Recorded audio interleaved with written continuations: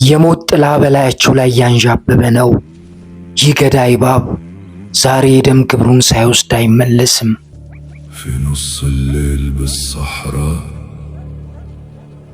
ما فيه نور ولا بشر የጥበቃ አባሉ ማስጠንቀቂያውን አሰማ።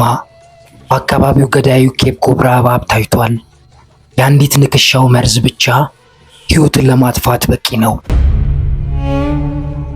أمشي وحيد وضايع ما أدري وين الطريق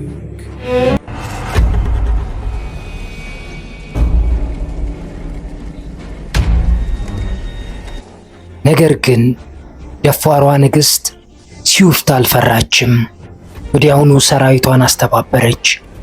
በአካል ትናንሽ ቢሆኑም በቁጥር ግን እጅግ ብዙ ናቸው።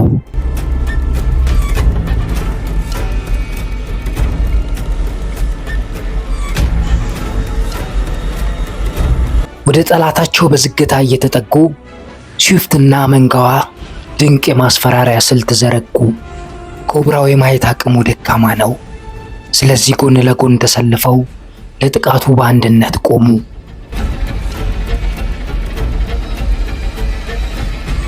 በዓይናቸው ሲያየው አንቀጥቃጭና አንድ ግዙፍ ጠላት መስለው ታዩት። በመጨረሻም በህብረታቸው ጥንካሬ እባቡን አሸንፈው አባረሩት።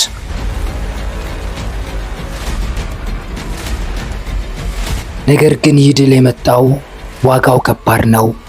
ጀግናዋ ንግሥታቸው ሕይወቷን አጥታ ወድቃለች።